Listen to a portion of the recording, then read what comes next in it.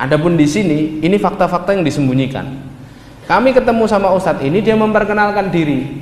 Dia bilang, saya namanya Fulan. Terus dia katakan, saya bukan Hui.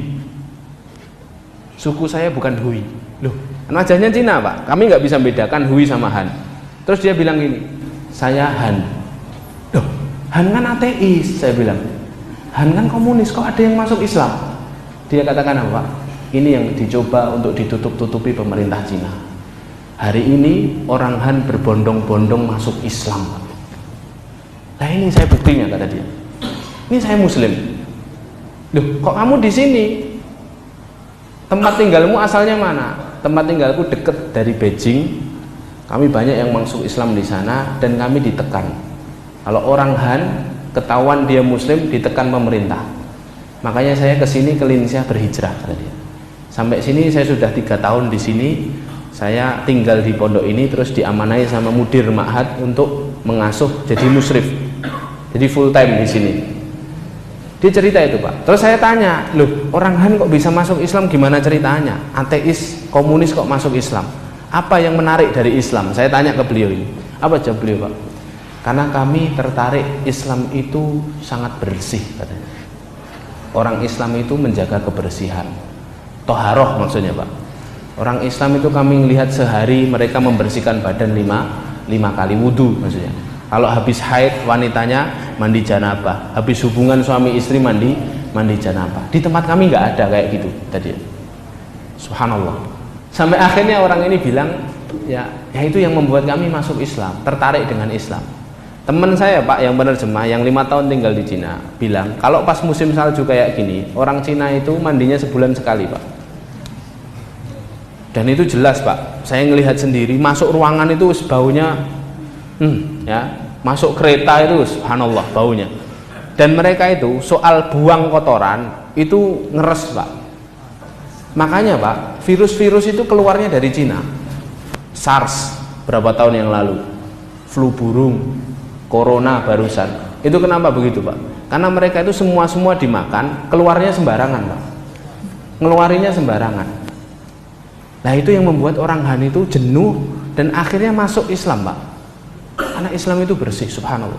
Terus dia bilang, apalagi yang membuat kalian tertarik? Saya tanya gitu, apa jawab dia Pak? Islam itu akhlaknya baik. Tetangga-tetangga kami Muslim yang deket-deket masjid itu subhanallah, kalau sama kami itu baik, ngasih makanan, senyum sama kami. Sedangkan kami itu tidak pernah punya budaya seperti itu. Makanya kami tertarik ya. Jadi kadang orang itu dapat hidayah Pak, bukan dari ceramah-ceramah kayak gini, bukan karena kita itu nasihatin dia, tapi kadang mereka itu dapat hidayah wasilahnya kita karena akhlak yang kita tampilkan. Itu yang dirasakan orang Han ya. Terus apa lagi saya bilang? Jawaban dia Pak yang ketiga. Jadi 3 ini jawaban yang saya ingat ya, dan saya rekam Pak, tapi memang berbahasa Cina. Saya rekam jawaban dia Pak. Karena Islam itu punya tujuan hidup, kami tidak punya.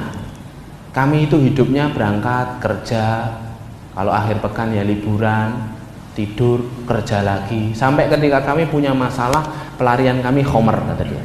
Kenapa? Memang sangat lekat sekali dengan khomer. Kami tidak punya pelarian, kata mereka. Kami melihat orang Islam setiap punya masalah berangkat ke masjid, sholat, berdoa. Mereka punya pelarian, pelariannya Allah. Terus dia sebutkan ayat, fafirru ilallah, katanya. Dalam Al-Quran ada, berlarilah kepada Allah, ya kan? Mereka punya tempat untuk mengadukan semua masalah. Akhirnya kami masuk Islam, tertarik dengan Islam, subhanallah. Di sini Pak, akhirnya kami menyimpulkan. Terus dia cerita, speaker masjid, dia ceritakan tentang keadaan Indonesia. Speaker masjid luar semuanya diambil pemerintah. Di sini tidak ada azan katanya. Baru kami sadar Pak, 2 hari di situ kami tidak dengar azan Pak. Masjidnya gede-gede, tidak ada azan. Jadi kalau azan bolehnya speaker dalam. Terus dia bilang, di sini juga dia tunjukkan foto kan, baju Muslim kayak gini tidak boleh dipakai di luar. Gamis Pak, itu tidak boleh dipakai. Makanya kami sadar setelah berhari-hari di Hui itu Pak, mesti di soft belakang selalu ada cendelan baju. Saya kira ketika itu disediakan takmir untuk sholat ya kayak di Muhtadin ini kan, yang pakai kaos pakai. Ternyata itu enggak Pak, itu memang baju yang dipakai karena di luar enggak boleh dipakai Pak. Di luar masih boleh pakai kupluk, untuk membedakan antara Han dan Hui, tapi mereka hanya boleh kaosan dan jaketan saja. Jadi Islam di Hui ini ditindas, Pak. Ditindas. Perempuan-perempuannya yang kerja di pemerintahan tidak boleh pakai jilbab, Pak.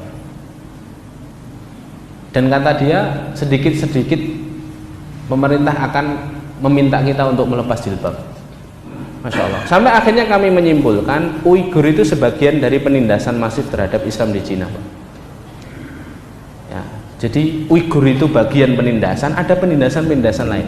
Jadi fikih bahwa yang dimusuhi Cina adalah Islam, bukan teroris, Pak. Ini yang harus difahami secara utuh, agar ketika kita pulang nanti tidak timbul pertanyaan, oh jojo Uighur itu teroris. Enggak, Pak. Islam yang diperangi itu syiar Islam. Ini kan perkataan kedubes Cina, tidak ada kebijakan diskriminatif terhadap muslim, kata dia. Ini Desember kemarin waktu kedubes dikepung sama kaum muslimin di Jakarta. Terus dia katakan apa? Persoalan di Xinjiang sama dengan kondisi dunia lain. Ini upaya kami memerangi teroris. Tuh buktinya Hui baik-baik saja, kata mereka itu. Tidak benar, ya kan? Itu framing saja yang mereka buat.